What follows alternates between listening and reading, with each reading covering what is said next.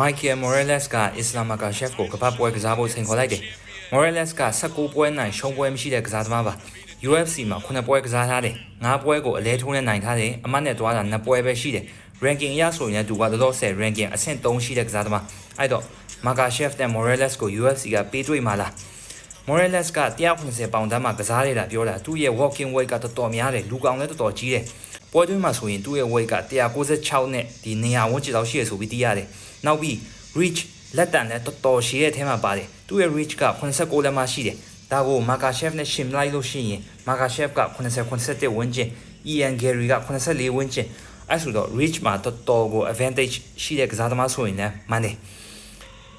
အဲ့တော့ UFC ကပေးတွေ့မှာလားတော်တော်ဆယ်ကတော့ Morales နဲ့ Makhachev ကိုပွဲတည်ပေးမယ်ဆိုပြီးမှတော့ဘာသတင်းမှမကြားမိဘူး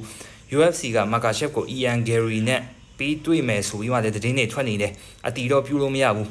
UFC ပေါ်မှာပဲမူတည်တယ် UFC ပေးတွေ့ရင်တော့တွေးကြမှာအားလုံးကျေးဇူးပါ